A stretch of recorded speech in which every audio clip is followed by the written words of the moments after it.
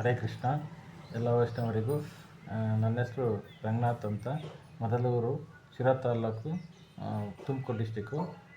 ವಿಶ್ವನಾಥ ಗಿರಿಧಾರ ದಾಸ ಪ್ರಭುಗಳ ಪಾದಾರಗಳಿಗೆ ವಂದಿಸುತ್ತಾ, ನಾನು ಕೃಷ್ಣ ಪ್ರಜ್ಞೆಯಲ್ಲಿ ಬರಬೇಕು ಅಂದರೆ ನಮ್ಮ ಶಿರಾದಲ್ಲಿ ವಿಜಯ ಮಾತಾಜಿ ಅಂತ ಅವರು ಸತ್ಸಂಗವನ್ನು ನಡೆಸೋಕ್ಕೆ ಪ್ರಾರಂಭ ಮಾಡಿದರು. ಆಗ ನಾವು ಅಲ್ಲಿಗೆ ಹೋಗಿದ್ವಿ. ನಮಗೆ ನಮ್ಮ ಗೀತಾ ಮಾತಾಜಿಯವರು ಲಿಂಕ್ ಕೊಟ್ಟರು. ಅಲ್ಲಿಗೆ ಹೋದ್ವಿ.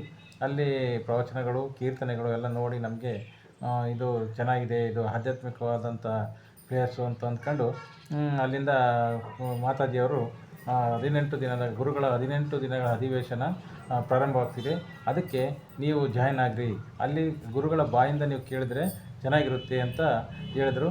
ಆವಾಗ ನಾವು ಜಾಯ್ನ್ ಆದ್ವಿ. ಆಗ ನಾವು ಜಾಯ್ನ್ ಆದಾಗ 18 ದಿನವೂ ಅಧಿವೇಶನ ನಾವು ಸಂಪೂರ್ಣವಾಗಿ ಕೇಳಿದ ನಂತರ ನಮಗೆ ನಮ್ಮ ಜೀವನ ಯಾವ ಥರ ಇತ್ತು, ನಾವೀಗ ಯಾವ ಥರ ಇರಬೇಕು ಎಂಬುದು ಆ ಅಧಿವೇಶನದಿಂದ ಗುರುಗಳ ಬಾಯಿಂದ ಕೇಳಿದಾಗ ನಮಗೆ ಚೆನ್ನಾಗಿ ಗೊತ್ತಾಯಿತು. ಆದರೆ ನಾವು ಮೊದಲು ಪೂಜೆ ಮಾಡ್ತಿದ್ವಿ, ಆದರೆ ಯಾವ ಥರ ಪೂಜೆ ಮಾಡಬೇಕು ಎಂಬುದು ನಮಗೆ ಜ್ಞಾನ ಇರಲಿಲ್ಲ. ನಾವು ಈಗ ನೈವೇದ್ಯ ಮಾಡಬೇಕು, ಅದನ್ನು ಯಾವ ಥರ ಪೂಜೆ ಮಾಡಬೇಕು, ಏನು ಮಂತ್ರ ಹೇಳಬೇಕು ಎಂಬುದು ಸಂಪೂರ್ಣವಾಗಿ ಆ ಅಧಿವೇಶನದಲ್ಲಿ ನಮಗೆ ಗೊತ್ತಾಯಿತು. ಅಧಿವೇಶನ ಮುಗಿದ ನಂತರ ನಾವು ಇಲ್ಲಿ ಶಿರಾದಲ್ಲಿ ಸತ್ಸಂಗನ ಪ್ರಾರಂಭ ಮಾಡಿದರು. ಇವತ್ತಿನವರೆಗೂ ನಾವು ಸತ್ಸಂಗಕ್ಕೆ ಭಾಗಿಯಾಗ್ತಲೇ ಇದ್ದೀವಿ. ಸುನಾಥ ಗುರೂಜಿ ಪ್ರಭುಗಳು ಏನು ಮಾರ್ಗದರ್ಶನ ಕೊಡ್ತಾರೋ, ಅದೇನು ವಾಕ್ಯಗಳನ್ನು ಹೇಳ್ತಾರೋ ಅಂಥವನ್ನೆಲ್ಲ ನಾವು ಪಾಲಿಸ್ತಾ ಇದ್ದೀವಿ. ಅವ್ರು ಹೇಳಿದ್ದ ನಾವು ಚಾಚು ತಪ್ಪದೆ ಪಾಲಿಸ್ತಾ ಇದ್ದೀವಿ. ಅವ್ರ ಸುನಾಥ ಗುರುಗಳು ಅವರು ಬಾಯಿಂದ ನಮಗೆ ಗೊತ್ತಿರೋದು ಕೃಷ್ಣನೇ ಹೇಳ್ದಂಗೆ ಆಗ್ತಾಯಿದೆ. ಆದ್ದರಿಂದ ನಾವು ಇವತ್ತಿನವರೆಗೂ ನಾವು ಕೃಷ್ಣನ ನೋಡ್ದಂಗೆ ಆಗುತ್ತೆ ಪ್ರಭುಗಳು ನೋಡಿದರೆ. ಅದರಿಂದ ನಾವು ಎಲ್ಲೇ ಅವರು ಪ್ರಭುಗಳು ಬರ್ತಾರೆ ಅಂದರೆ ನಾವು ಅಲ್ಲಿ ಹೋಗೋಣ ಅನ್ನಿಸ್ತೈತಿ.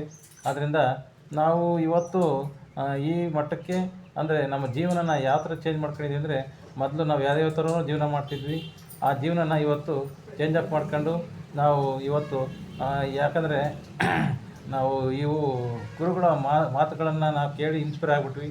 ಇದು ಸತ್ಸಂಗ ಆಮೇಲೆ ಸಣ್ಣ ಸಣ್ಣ ಗ್ರೂಪ್ಗಳಲ್ಲಿ ನಮ್ಮನ್ನು ಜಾಯಿನ್ ಮಾಡ್ತಿರು.